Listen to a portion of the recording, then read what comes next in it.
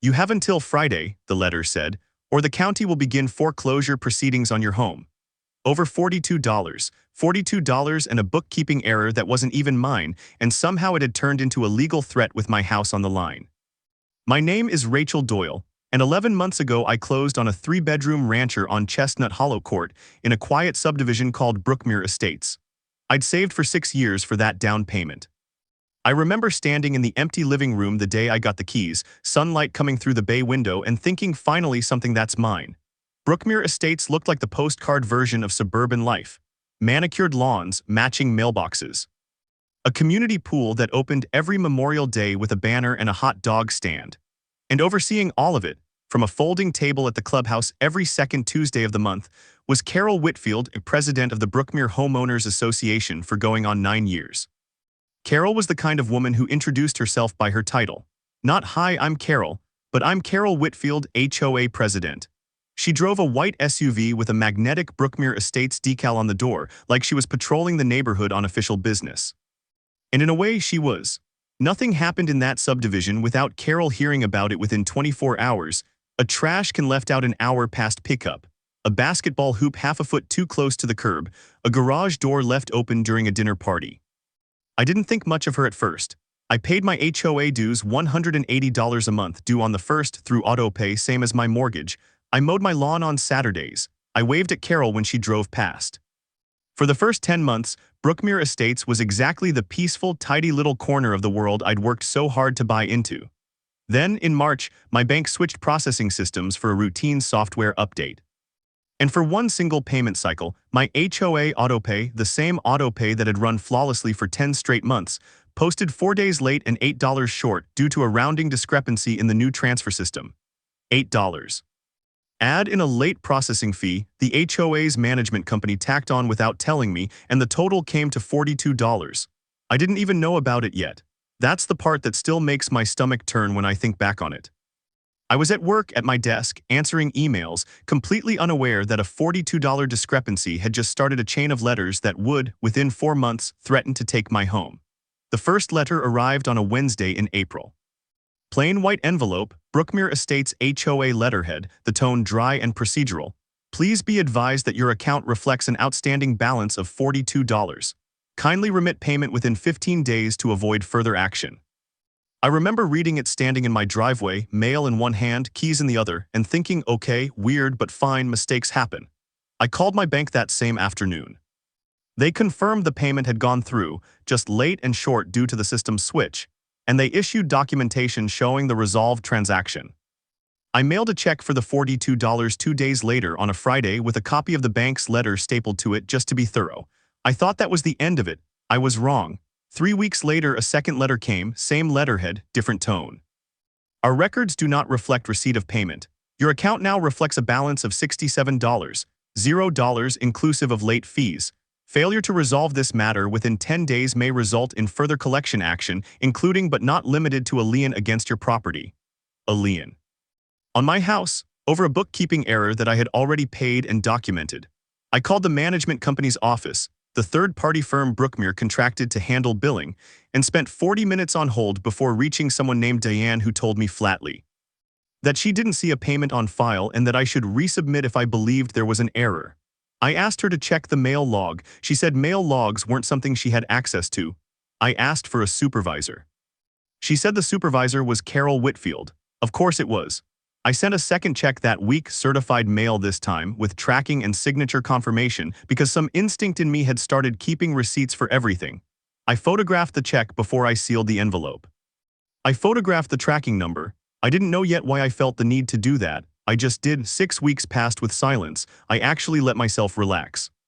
School was ending for my daughter, summer was starting, the pool at the clubhouse was packed on weekends, and Brookmere looked for a little while like the neighborhood I'd fallen in love with again. Then came the third letter, and this one didn't sound like a billing department anymore. It sounded like a threat. Dear homeowner, despite multiple notices, your account remains delinquent in the amount of $124. Per Article 9, Section 3 of the Brookmere Estates Covenants, Conditions, and Restrictions, the association reserves the right to file a lien and initiate foreclosure proceedings for unresolved assessments. You have 30 days to satisfy this balance in full. Foreclosure. That word sat on the page like it had been printed in a different, colder font than the rest of the letter, even though I knew it wasn't. I read it 4 times standing in my kitchen. My daughter was doing homework at the table 10 feet away, and I remember consciously keeping my face still so she wouldn't see how my hands were shaking. That night I pulled both certified mail receipts, both canceled checks, the bank confirmed both had cleared, and the original bank letter documenting the system error. Every dollar I supposedly owed had already been paid twice with proof. And somehow the number kept climbing anyway, 42. Then 67. Now 124. For a mistake that started with $8 and a software update. I called the management company again. This time I asked calmly and specifically for a full ledger of my account, every charge, every payment, every date in writing. Diane transferred me to her supervisor. I was on hold for 6 minutes, then a different voice picked up. Carol Whitfield's voice. I recognized it instantly from the one time she'd stopped by my mailbox to tell me my recycling bin was facing the wrong direction. Mrs. Doyle, she said before I'd even finished introducing myself, I want to be very clear with you. The association takes delinquent accounts extremely seriously. We have a zero-tolerance policy for homeowners who don't respect the rules that keep this community desirable. I've paid this twice, I said. I have certified mail receipts. I have bank statements. Can someone please just look at the actual ledger? I can tell you, Carol said, in a voice that had gone flat and clipped, that the board voted unanimously last month to pursue lien filings against any account over 90 days delinquent. Yours qualifies. I'd strongly suggest you take this seriously, Mrs. Doyle, before this becomes a much bigger problem than $42. The line clicked dead. She'd hung up on me. I sat in my car in my own driveway for a long moment after that call, engine off, hands on the wheel, trying to figure out how a rounding error had turned into a woman threatening to take my house, and why nobody at that management company seemed to want to actually look at the paperwork proving I'd already paid. I decided that night I wasn't going to send a third check into the void. If Carol Whitfield wanted to talk about what the board had voted unanimously on, I wanted to see the minutes. I wanted to see the vote count, the notice requirements, the bylaws. Something about the way she'd rattled off zero-tolerance policy like a script told me this wasn't really about $42 at all. I just didn't know yet how right I was. The fourth letter arrived exactly 11 days later, and it wasn't from the management company. It was from a law firm, Whitcomb & Sons, attorneys at law, printed on heavy cream letterhead that looked expensive on purpose.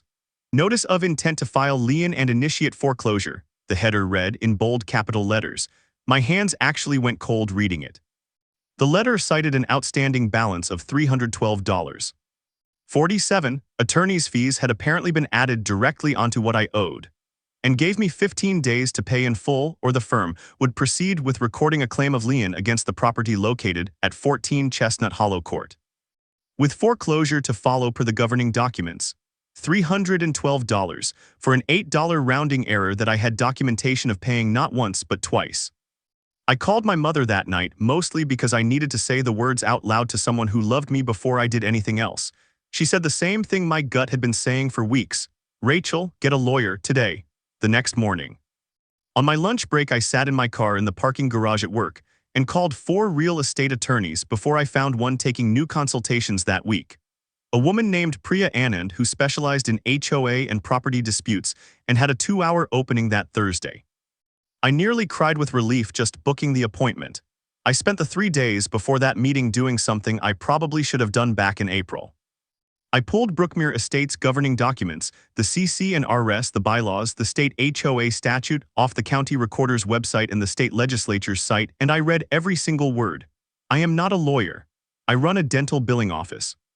But by the second night, sitting at my kitchen table at 11 p.m. with 3 documents open and a legal pad covered in my own handwriting, I had found something that made me sit up straight. The association's own bylaws required written notice of a board vote to be mailed to all members at least 10 days before that vote, along with the specific agenda item whenever a decision would affect individual homeowner assessments or collections policy. Carol had told me on the phone that the board voted last month to pursue lien filings on any account over 90 days delinquent as a new blanket policy. I had never received any notice of a board meeting, agenda, or vote, not once in 11 months of homeownership. I also found something in the state statute governing homeowners associations. An HOA cannot initiate foreclosure proceedings for an assessment debt below a specific statutory threshold. and cannot include attorney's fees in that threshold calculation until the underlying debt itself is verified as due and unpaid. My original $8 shortfall, the actual real discrepancy before any fees, sat nowhere near it. Everything above that was fees layered onto a debt I'd already paid. Thursday afternoon, I sat across from Priya Anand's desk with a manila folder 2 inches thick. Both canceled checks, both certified mail receipts, the bank's letter about the processing error, all 4 HOA letters in chronological order, the bylaws and the statute, with my own handwritten notes in the margins. Priya read through the folder in near silence for almost 20 minutes. I watched her expression shift from professional neutrality to something sharper, the look of someone who has spotted an opportunity she genuinely enjoys. "Rachel," she finally said, setting the folder down, "I want you to understand what I'm looking at here. Your original debt was resolved, twice, in writing with proof. Everything after that, the $67, the $124, the $312, is the association trying to collect a debt that, according to your own bank, didn't exist past May. So what do?" I asked. "You don't send them a dime," Priya said. "We send them a letter." She explained it in plain terms I could actually hold on to. The board's unanimous vote on a blanket lien policy, the one Carol had used to threaten me on the phone, appeared to violate the association's own bylaws. Because no notice had gone out to homeowners before that vote, which likely made the policy itself unenforceable, at least against me. On top of that, the underlying assessment debt had already been satisfied, on the record, before any lien or foreclosure notice was legally permitted to attach fees to it. And Whitcomb and Sons, the law firm now threatening foreclosure, had a professional obligation to verify the debt they were collecting before sending a notice like that. Which meant, if this went further, it wasn't only Carol and the HOA who had a problem. "I'd like your permission," Priya said, "to respond to Whitcomb and Sons directly, not the management company, not Carol, the attorney who signed this letter." I signed the engagement agreement in her office that same afternoon. The letter Priya sent went out the following Monday, addressed to the managing partner at Whitcomb and Sons, copying the HOA's registered agent and pointedly Carol Whitfield by name in her capacity as board president. It laid out in 4 clean paragraphs everything we'd found: the resolved debt, the proof of 2 payments, the notice violation on the board's collection policy vote, and the statutory threshold issue with attaching attorney's fees to an already satisfied balance.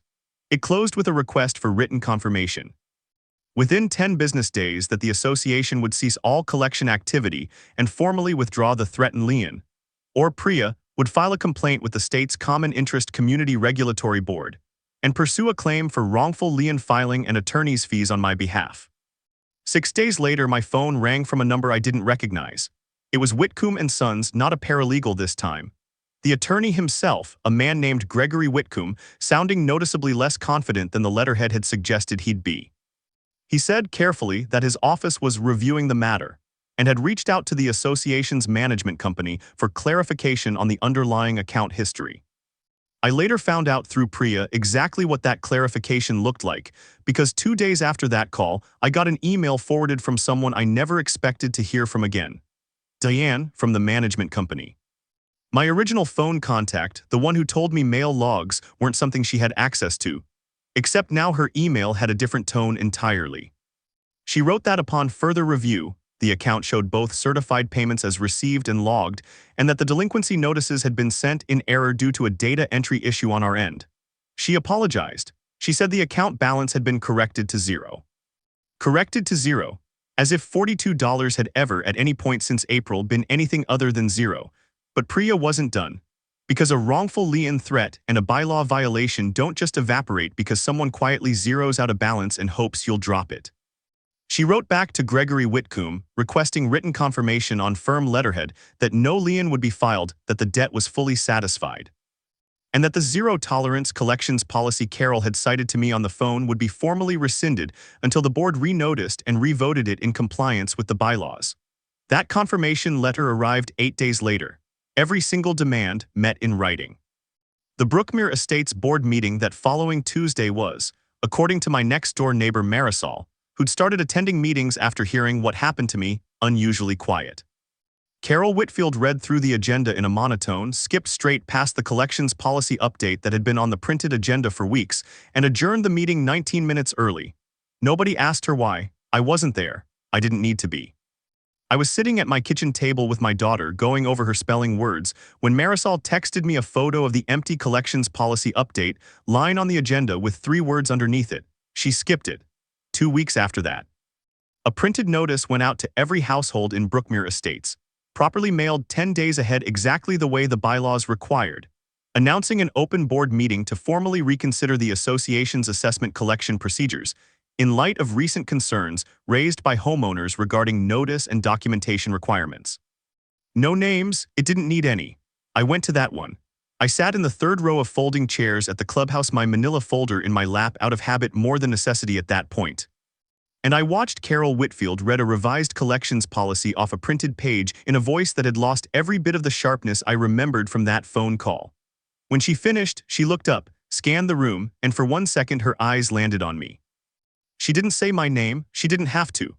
I never got another letter from the management company again, not a late notice, not a reminder, not so much as an email about my recycling bin facing the wrong way. My account has read a flat permanent 0 for 6 months now. Here's what I keep coming back to, on the nights I think about that folder still sitting in a drawer in my kitchen. I didn't win because I yelled the loudest, or because I knew some secret loophole nobody else did. I won because I kept every receipt. I read the documents I was supposed to just trust someone else to handle correctly. And when a woman with a magnetic decal on her SUV told me in a flat voice that this was about to become a much bigger problem than $42, I believed her. I just made sure the bigger problem landed somewhere other than my front door. If you've ever gotten one of those letters, the kind with a deadline printed in bold, the kind designed to make your stomach drop before you've even finished the first paragraph, you already know exactly the feeling I'm describing. And if you're sitting on one right now, I hope this story is the nudge that gets you to open that folder, read the fine print, and ask the one question nobody wanted to answer for me. Can you actually prove it? If this story hit home for you, or if you've got your own HOA story that still makes your blood pressure spike just thinking about it, tell me in the comments. I read every single one. And if you want more of these, hit subscribe, because Brookmere Estates was not the only neighborhood with a Carol Whitfield in it.